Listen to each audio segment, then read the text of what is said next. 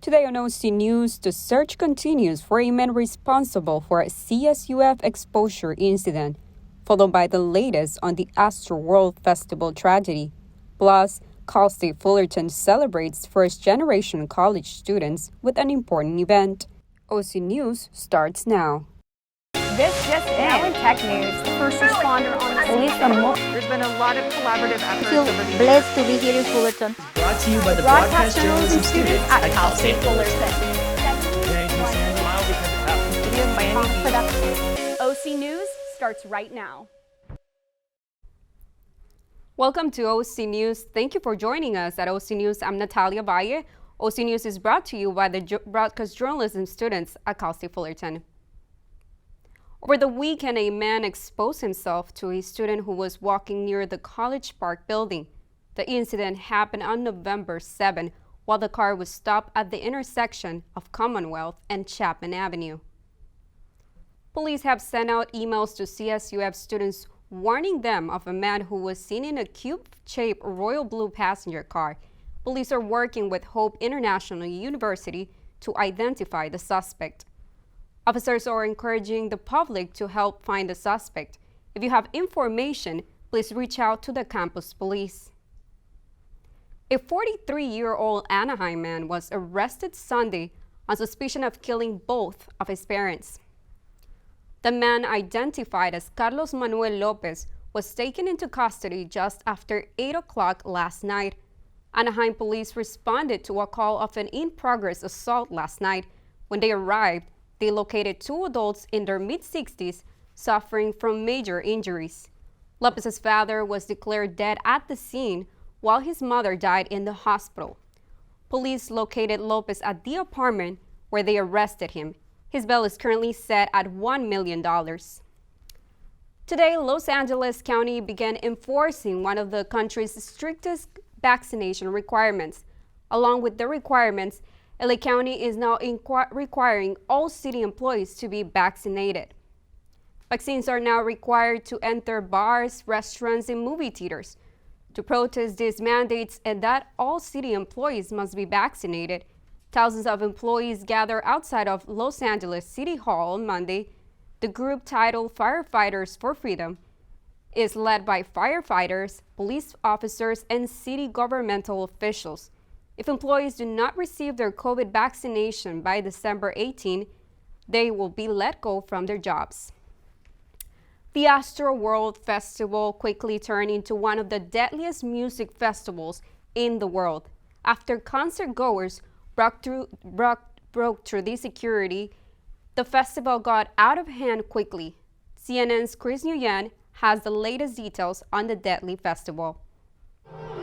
In Houston, Astroworld Festival goers described the moments leading up to a crowd surge that left at least 8 people dead and dozens more hurt. You couldn't control where you were going. The crowd of 50,000 packed tightly in places as headliner Travis Scott began his set, with many crushed and trampled over as waves of people moved toward the stage. My focus right now, and the focus of others in this city, to make sure that the families of those who have lost loved ones, that their needs are being met. Officials say Scott continued to play for about 30 minutes after the concert was declared a mass casualty event, and they're investigating what he knew and when. In a statement, Scott said he stopped his show, quote, anytime he realized a problem. A lawsuit has now been filed against the rapper, the companies that organized the event, and others claiming they put profits over safety. CNN has reached out to Scott for comment. If the crowd is in distress and that can be identified by an experienced spotter, that needs to be communicated, and you've only got minutes then to save lives. In a statement, Live Nation said in part, heartbroken for those lost and impacted at Astroworld. We will continue working to provide as much information and assistance as possible to the local authorities as they investigate the situation. The criminal investigation into the deadly crowd surge could take weeks as concert goers process the trauma. Now that I'm recollecting, just the fact that I was breathing the same air that some people took their last breaths is just not even real. I'm Chris Wynn reporting.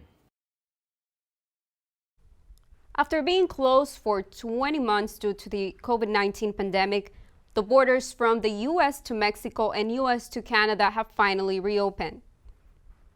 The border is now open to travelers who show proof of being fully vaccinated With today being the first day of the reopening, the line to cross the Mexico border into San Diego stretched for over 2 miles during the pandemic. The borders have been open to those whose travel classified as essential. With the holidays just around the corner, shops near the border are hoping to see an uptick in sales. When OC News returns, one of Cal State Fullerton's building is getting a $60 million renovation. Plus, hobbies during the COVID pandemic turned into an income source for one local family.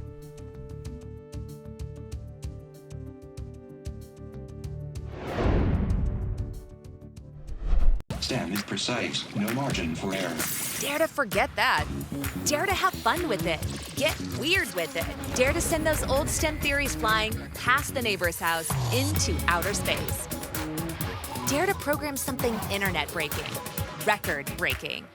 Dare to blow their minds. Dare to learn the difference between sedimentary and metamorphic rock. Go find those rocks. Dare to keep daring. Dare to STEM. Check out She Can STEM to get started. Hey world, I have a quick message. It's about safe driving. All right, let's go. Anytime you're driving, have the seatbelt buckled tight, both hands on the wheel and your phone out of sight. When not in your hand trying to text somebody back, because if you do, your car might get smacked. The moral of the story, just put your phone down. The people on the road will stay safe and sound. Put your phone down, put your phone down. People on the road will stay safe and sound. Yeah.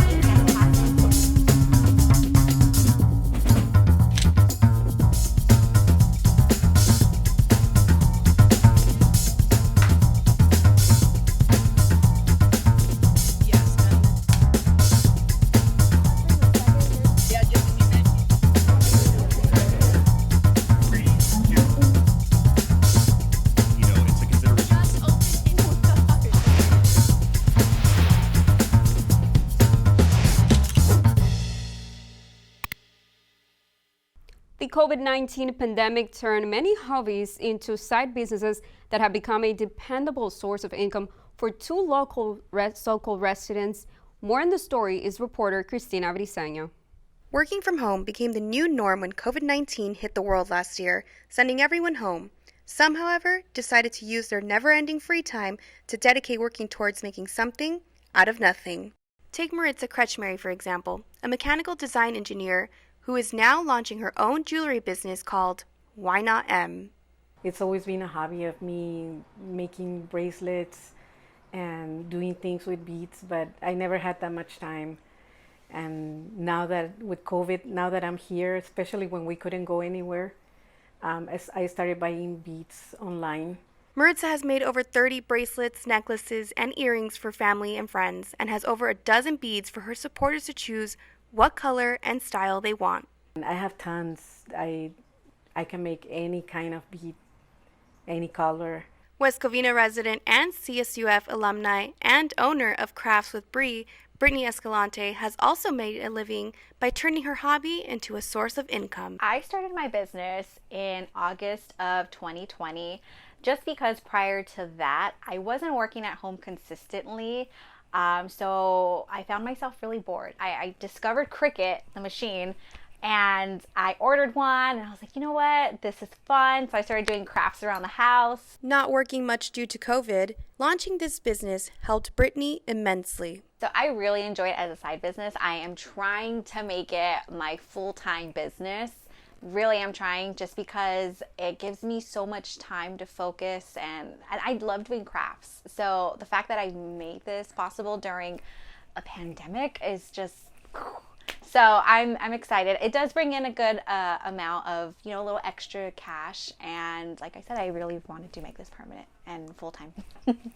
In West Covina, California, I'm Cristina Briseño, reporting for OC News. Cal State Fullerton celebrated first-generation students on Monday by throwing a huge event that included food, games, and the opportunity for other first-gen students to get to know each other. Johnny Arellano has the story. So I'm standing here at one of the center quads at Cal State Fullerton, right in front of the bookstore, where we had this big first-generation students event. And basically what the campus is doing, what the university is doing, is they're trying to show some appreciation to all the first-generation students. The quad was filled with more than 100 CSUF students who were not only enjoying the games and food that was being offered, but also being with their fellow first-generation students. And I really love that Cal State Fullerton provides so much for us, like so many different opportunities for us to get involved and to feel a sense of belonging, because I know like being a first gen, sometimes it's like a little bit scary and overwhelming, but right now like I'm surrounded by so many people that are like in the same shoes as I am, so it just feels really like heartwarming to know that I'm not alone and that my school is supporting me along the way. Martha Susiano is a supervisor for the event and details why not only they chose to celebrate first-generation students now, but why in general they decided to host the event. So today is National First Generation College Celebration Day. So here at CSUF we want to uplift the first gen experience, get people to know who our students are, learn about their experience, but also for students to also meet other first gen faculty and staff here on campus. So as you can see, not only are the students appreciative, but even the workers are happy to be a part of this whole event and the situation that does shed light to the first generation students here at Cal State Fullerton, which essentially shows that the university does care about them. With OC News from Fullerton, California, I'm Johnny Arellano. Last week, we covered the McCarty Hall project on Cal State Fullerton's campus, but beyond that, there are plenty of more campus upgrades.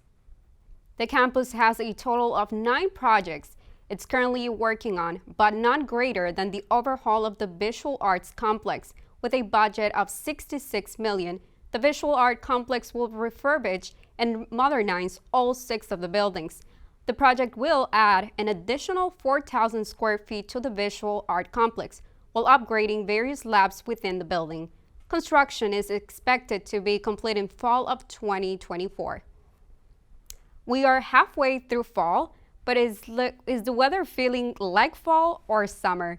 Joining us with the local weather report is Michael Guzman. Thank you, Natalia. Sure enough, we thought we would need our warmer gear for the entire week, but that's not the case for this week. For today, it was a breezy, sunny day, but those sweaters might be useful later in the evening. As we see here, the current temperature right now in Fullerton is 63 degrees, and the low is 55 degrees. And the wind is tiny at 4 miles an hour, and the humidity is at 54%. Daylight savings was this past weekend, changing our clocks back 1 hour. That is why sunset is at 4:52 today. Now we look at the 5-day forecast for this week in Fullerton. We will see cloudy and mostly sunny days all week, with hotter days approaching towards the end of the week, starting on Thursday. 70 degrees tomorrow, Wednesday 77 with low of 56 degrees. On Thursday, the heat will be felt at 91 degrees that day. And if you're looking for a great day to enjoy a beach day with family and friends, this weekend would be a good time for that. Friday and Saturday would be over 90 degrees and looks to be the hottest day, reaching the high of 92, and Saturday at 91 degrees. Sure enough, that is the weather weather is still being felt in Orange County this week. Make sure to enjoy the heat before the winter is here. That is all for me. I'm Michael Guzman. When OC News returns, Cal State Fullerton's soccer team made a late charge to get into the playoffs. How they far in their first game. Plus, a former MVP and 3-time world champion hangs up his spikes.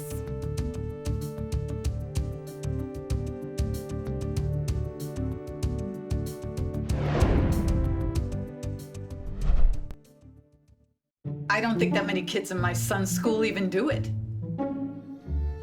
He makes fun of his friend who vapes. He would never try it.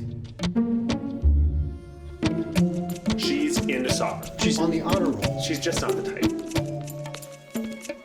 No way. No way. No way. No way, my kid would never vape. Get your head out of the cloud. Today, nearly 8,000 kids will start vaping. Maybe even yours. Learn about the dangers at talkaboutvaping.org. Worried about your friend, but don't know how to reach out? You could say, how are you, or get a fake tattoo. You could ask with an app if it works for you. You could chat with them in VR, it's all good. If you think you should check in, yeah, you should. Whatever gets you talking. Reach out to a friend about their mental health.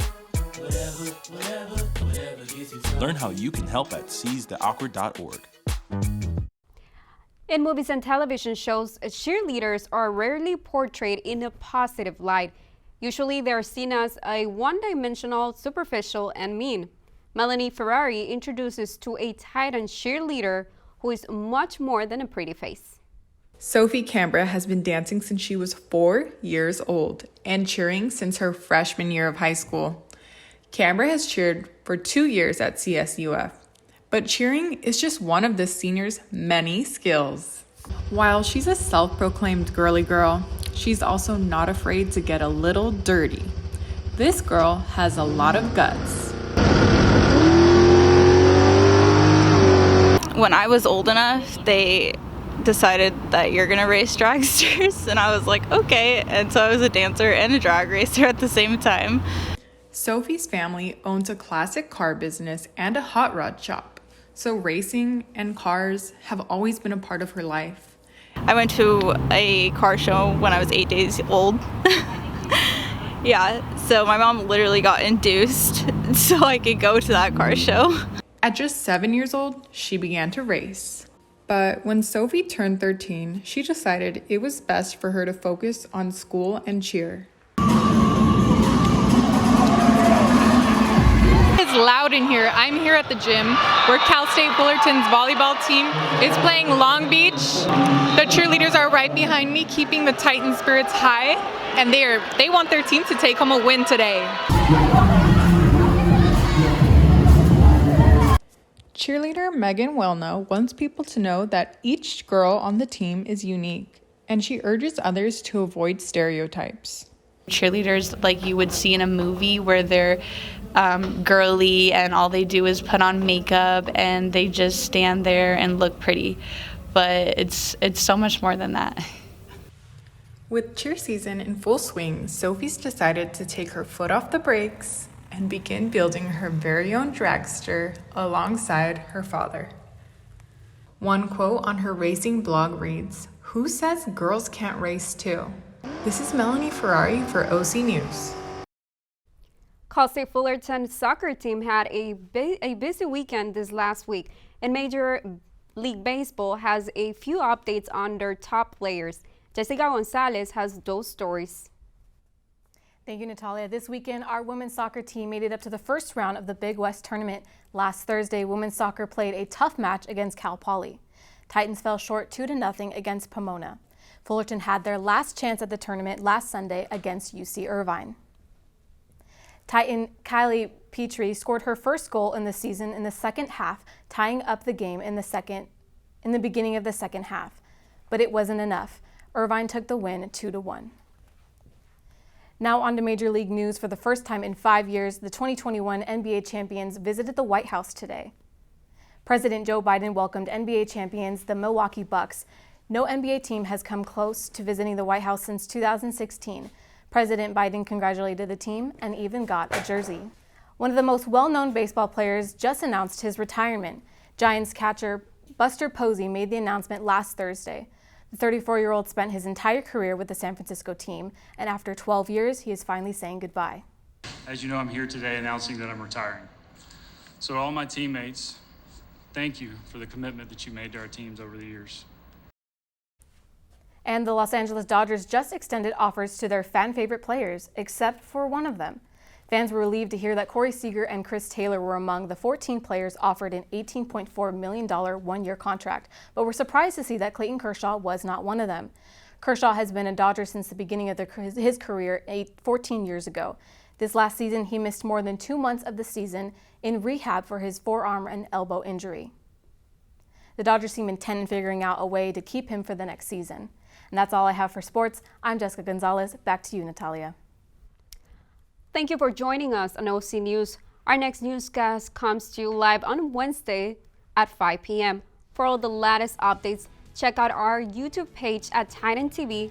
From all of us here at OC News, have a great night.